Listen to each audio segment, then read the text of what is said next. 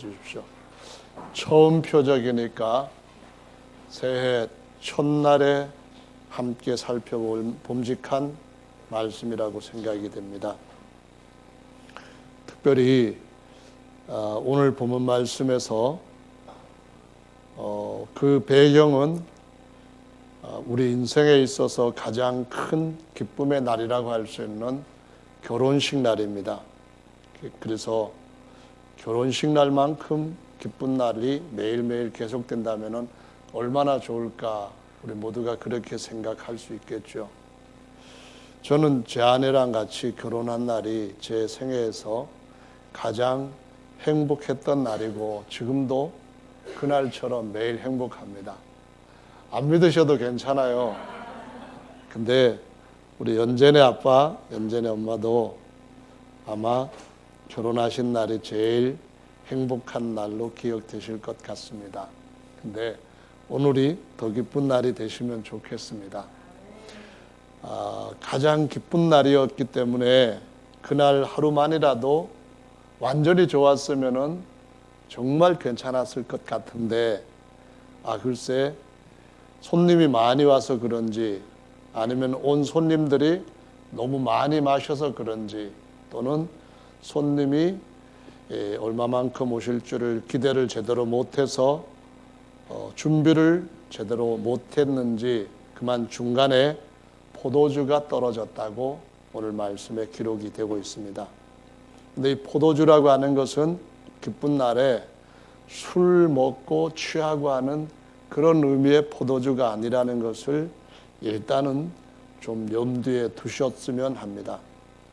히브리 성경은 단어들이 굉장히 정밀하게 기록이 되어서 구별이 확실하게 됩니다. 그런데 히브리어를 이제 신약 성경의 헬라어로 기록한 과정에서는 이런 것들이 세밀하게 기록되지 않는 경향이 있습니다.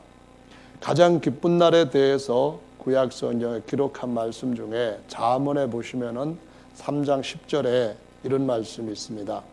내 창고가 가득히 차고 내 포도즙 틀에 새 포도즙이 넘치리라.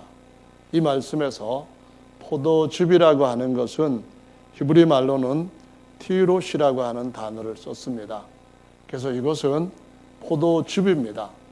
포도즙이 발효가 되면은 포도주가 되거나 또 오래되면은 성경의 구약 성경의 독주라고 말하는 이런 알코올이 높은 술로 변하게 되는데 예수님께서 결례를 하는 물통에다가 두세 통이 드는 통이면 굉장히 큰 통인데 물을 아구까지 다 채우라고 하시고 그 6개 채워진 그 모든 것들을 다 포도주로 만드셔서 취하게 했다고 한다면은 그날 잔치는 너무 많이 마셔가지고 완전 난장판이 되었을 것 같습니다. 제 사촌 그 누님의 남편이니까 뭐가 되나요? 매형이 되는 분은 참 술을 좋아하십니다. 근데 그 잔치 때만 되면은 술을 너무 드셔가지고 옆에서 가만히 같이 말하고 있기조차가 좀 두려워집니다. 그러다 보니까 술 취하는 것 때문에 다른 사람들도 굉장히 마음이 조마조마하는데요. 예수님께서 6항아리 가득 술 만드신 것이 아니고 기쁨을 채워주신 줄로 믿으시기 바랍니다. 본래 물이 귀한 데다가 이 지역에서는 또 잔치 같은 때는 특별히 손님을 잘 대접하기 위해서 포도주를 준비하는데 이 포도주라고 하는 것은 오늘날처럼 냉장 보관을 하면은 그러면은 알코올이 발효가 되질 않고 그냥 즙으로 얼마 동안 있게 되지만은 옛날 같은 경우는 이 보관하는 거라든가 또 여러 가지 더운 날씨 여건 같은 것들 때문에 좀 발효가 되는 것은 있습니다. 그렇지만은 정말로 술로 이렇게 예식을 망치게 하는 그런 일은 하지 않았다는 것을 그냥 간단하게 말씀을 드리고요. 오늘 이 말씀을 드리는 중에 이 송구 영신 예배에서 저와 여러분들이 함께 묵상해야 될 세 가지를 말씀드리고 싶습니다. 첫 번째 것은 어떤 인생이든지 간에 큰 기대로 시작을 했지만은 살아가는 동안에 문제가 생기는 것이 이 세상에서 살아가는 사람들한테 피할 수 없는 일입니다. 어느 가정이든 또 어떤 사람이든 예외 없이 예기치 못했던 또 예고되지 아니한 어려운 일들을 만날 수가 있습니다. 그럴 때에 우리가 그래도 하나님 앞에서 안심할 수 있는 것은 두 번째 문제로 주님께서 해결사로 우리와 함께 계시기 때문이라는 것입니다. 이 가정이 문제가 생기는 것은 다른 가정에도 생기는 문제입니다. 그러나 다른 가정이 그 문제를 해결하지 못할 때 이 가정은 해결할 수 있는 해결책이 있습니다. 그것은 해결사 대신 우리 인생의 모든 문제를 해결해 주시기 위해서 오신 예수님을 초청해서 예수님과 함께하는 자리이기 때문에 해결이 된다는 것입니다. 저와 여러분들도 내년에 어떤 일을 겪을지 모릅니다. 내년이 아니라 오늘이네요. 올해에 어떤 일을 겪든지 간에 그 문제에 대해서 두려워하지 말고 정말 내가 예수님을 내 삶 가운데 중심에 모셨는지 아니면은 주님을 그냥 보통 사람들처럼 그냥 하객처럼 생각하면서 건성의 신앙을 갖고 있는지 이것을 살펴보는 것이 가장 중요한 일이라고 믿습니다. 주님은 우리의 문제를 이 처음 기적에서 보여주신 것처럼 해결해 주시는 분입니다. 본래 이 첫 번째 기적은 물을 포도주로 바꾸면서 화학적인 변화를 일으켜서 처음에 주님이 사람들한테 주셨던 옛 언약과 두 번째로 새로 주시는 새 언약의 차이가 얼마나 좋은 것인가 하는 것을 비유로 가르쳐 주시고 있는 것입니다. 물은 우리에게 꼭 필요하지만은 때로는 물로 인하여서 큰 재난을 겪기도 합니다. 모든 사람이 죄에 빠지게 되었을 때 이 문제는 모든 가정에 있어서 가장 심각한 문제였는데 이 문제를 해결하지 못했던 모든 가정들, 죄에 대한 문제를 해결하지 못했던 모든 가정은 홍수로 인하여서 심판을 받게 되었습니다. 그런데 노아의 가정은 하나님의 말씀을 의지하고 그 말씀을 따름으로써 그와 같은 큰 재난에서도 피할 수가 있었던 것을 성경이 우리에게 증거를 해주고 있습니다. 그래서 처음에 그 언약이라고 하는 것은 죄로 인하여서 사망이 역사하는 그런 언약입니다. 그런데 주님께서 오셔서 주신 새로운 언약은 사망의 언약이 아니라 살게 하는 언약입니다. 안 되는 것을 되게 하시는 언약입니다. 실패한 것을 성취시키고 성공시키는 언약이라는 말씀입니다. 그래서 새 포도주는 새 부대에 담아야 된다는 유명한 말씀을 주님께서 우리에게 가르쳐 주셨고, 새 부대에 담아야 되는 새 포도주라고 하는 말씀은 새 언약은 계속 팽창하고 번창한다고 하는 것을 의미하는 것입니다. 그래서 내년에 예수님을 모신 모든 가정들이 예수님이 혼인잔치에서 일으키셨던 첫 번째 기적과 같이 좋은 일이 계속 팽창하고 번창하는 놀라운 역사가 있으시기를 예수님의 이름으로 축원합니다. 아멘. 예수님께서 포도주가 떨어졌다는 그 연회장이나 또는 연회장이 예수님의 어머니에게 전갈한 말씀을 들으시고 뭐라고 4절에 말씀하셨는가 보니까 나와 무슨 상관이 있습니까? 라고 말씀을 하시면서 내 때가 아직 이르지 아니하였나이다. 아직 이르지 못하였나이다. 이렇게 말씀을 하십니다. 그리고서는 가만히 계시는 것이 아니라 주님께서 그 하인들한테 지시하시기를 항아리에 물을 아구까지 가득 채우라라고 6개 결례를 하던 항아리, 돌 항아리에다가 물 채우라는 지시를 하십니다. 물을 채우는 것은 하인들이 할 수 있는 일입니다. 쉬운 일입니다. 그런데 물을 가지고 포도주를 대신할 수는 없습니다. 지금 필요한 것은 물이 아니라 포도주입니다. 그런데 주님은 자기 시간이 아직까지 이르지 않았다고 말씀을 합니다. 그 시간을 이르게 하시기 위해서 주님은 돌 항아리에다가 아구까지 6개 다 물을 채우라고 말씀을 하셨습니다. 그래서 지난 2016년 동안 우리는 하나님 앞에서 하나님이 주신 말씀을 가지고 우리의 믿음과 우리의 기도를 오늘 이 시간까지, 바로 어제까지 계속 채워왔습니다. 우리가 이렇게 채워온 것이 주님의 때를 맞이하기 위함이라는 것을 믿으시면 좋겠습니다. 우리가 이 때를 위하여서 주님 앞에 순종하되 그게 무슨 상관이 있냐, 그것이 과연 우리에게 무슨 기대가 될 만한 일이냐, 이런 생각하지 않고 주의 말씀을 그대로 우직하게 따라왔습니다.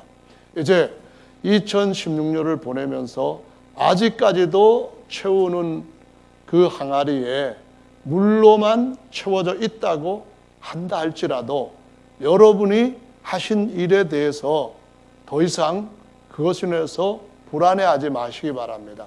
그것을 인해서 실망하지는 더더구나 마시기 바랍니다.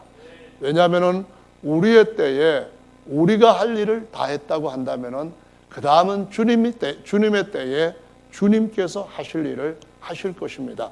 어쩌면은 아직도 한 가지가 남아있는지도 모릅니다.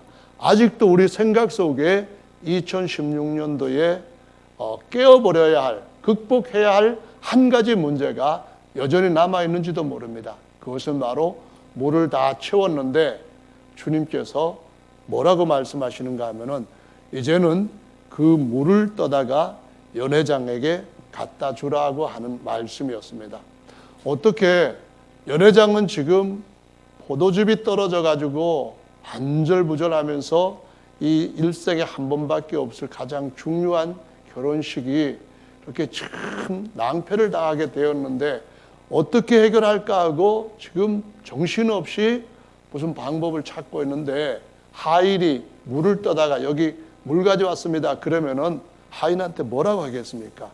이 물을 떠가라고 지시를 받은 하인은 압니다.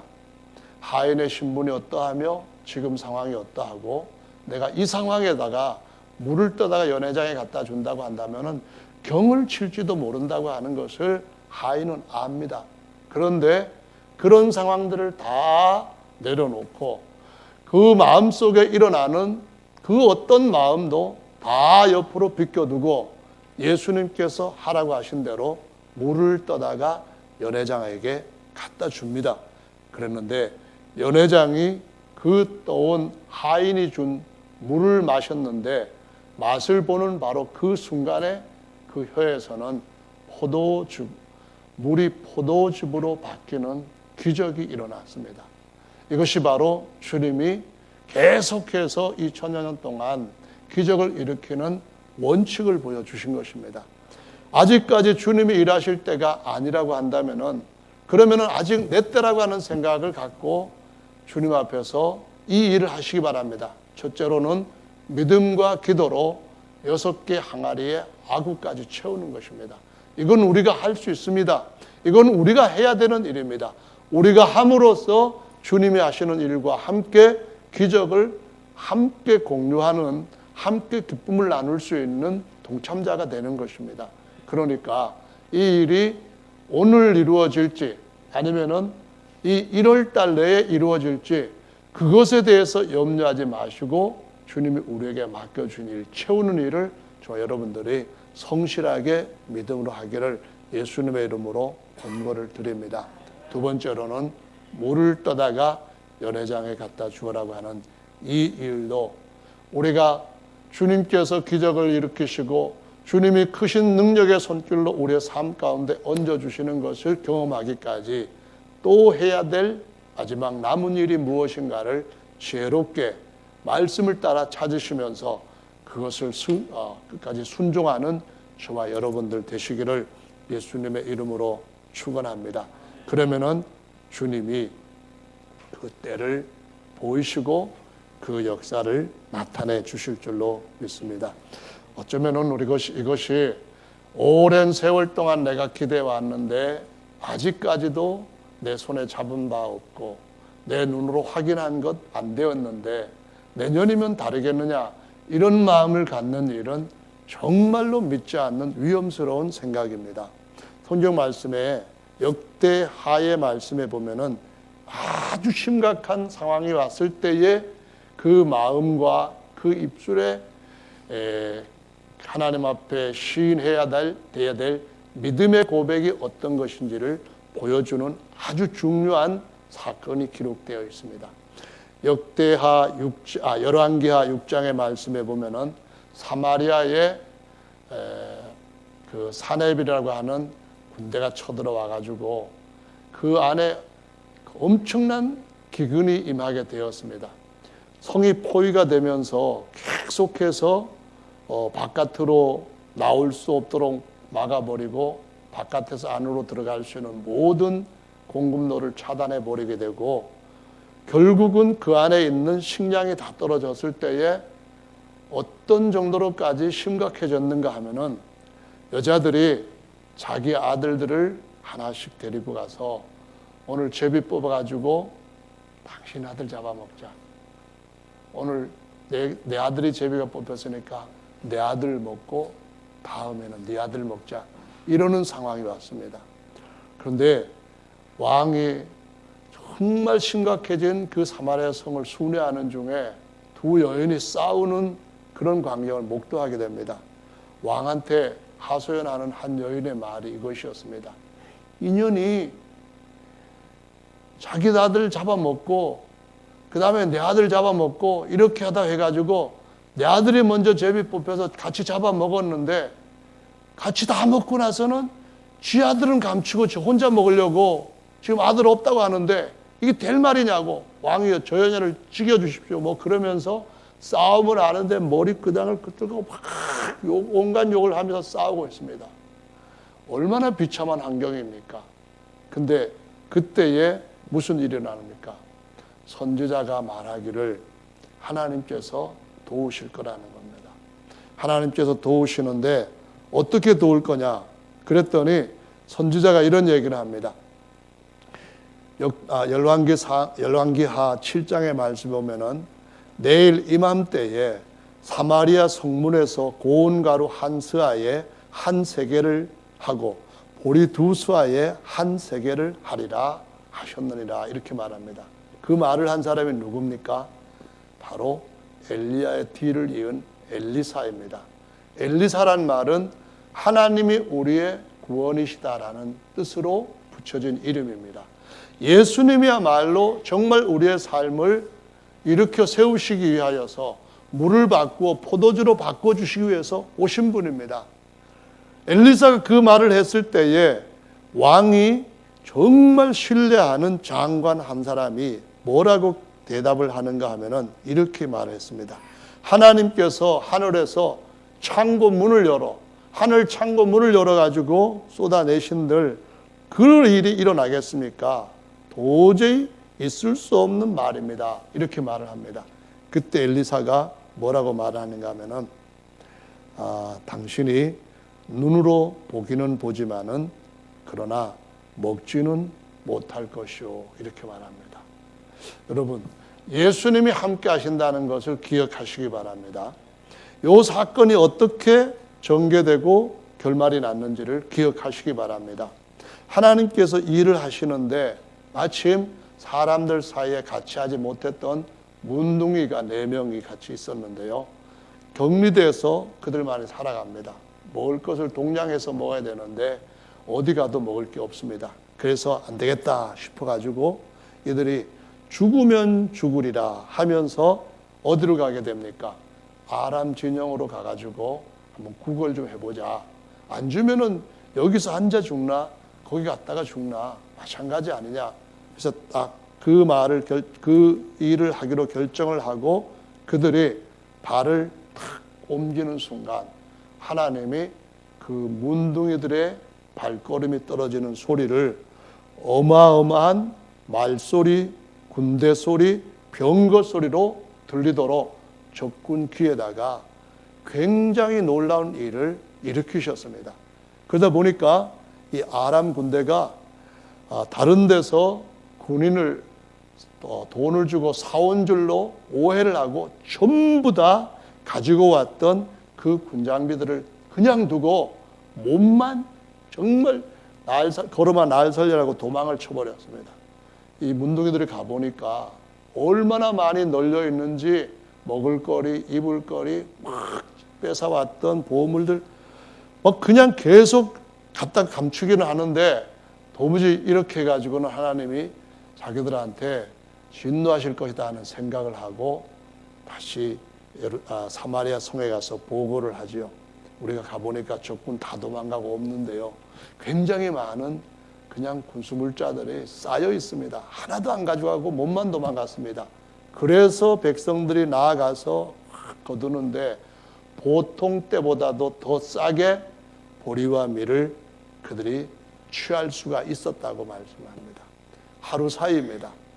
하루 사이에 하늘의 문을 열지 않고서도 하나님은 이런 일을 하시고 상황을 반전시키시는 하나님이신 줄 믿으시기 바랍니다.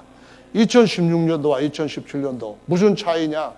하루가 바뀌어지는 차이일지도 모릅니다.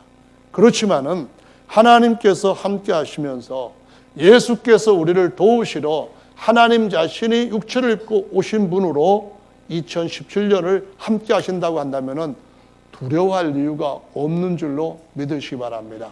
주님이 우리에게 정말 눈으로 볼 뿐만 아니라 손으로도 취하고 또 우리의 삶 가운데 필요한 것들을 누릴 수 있도록 그 역사를 일으켜 주실 분으로 2017년도를 함께 하실 것으로 믿고 믿음으로 큰 것을 취하시는 승리하시는 한 해가 되시기를 예수님의 이름으로 축원합니다. 우리의 모든 삶에 결혼을 하면은 이제 자녀를 낳게 되죠. 자녀들을 교육시키게 되죠. 그리고 그 이후로 계속 필요한 것들을 우리는 계속 얻어야 되겠죠. 어느 땐가는 자녀들이 떠나는 때도 오겠죠. 어느 땐가는 부부만 남는 때도 오겠죠. 그리고 우리의 일생을 따로따로 하나님 앞에서 마감해야 되는 때도 오겠죠. 그러나 그 모든 일생에 있어서 하나님께서 함께 하시겠다는 증포로 결혼식 날 이 일을 행하신 것을 기억하시고 지금 결혼 몇 주년이 되었든 간에 필요한 것이 무엇이면 부부의 사랑인지 아니면 또 다른 무엇이든지 간에 주님께서 끝까지 책임져 주실 줄로 믿으시고 돌 항아리 6개까지 채우시는 그 주님, 일주일을 꼬박꼬박 다 일하시고 7째 쉬게 하시는 그 주님, 7천년 역사를 마치시고 8천년째 영원히 쉬게 하시는 그 주님이 우리의 일생을 책임져 주실 줄로 믿고 그분과 함께 하시며 그분의 그 역사를 위하여서 함께 일하시는 저와 여러분들 되시기를 예수님의 이름으로 축원합니다. 아멘. 우리 다 같이 잠시 동안이라도 새해가 되었으니까 새롭게 주님께서 행하실 일을 믿음으로 기대하시면서 통성으로 기도하는 시간 갖도록 하겠습니다.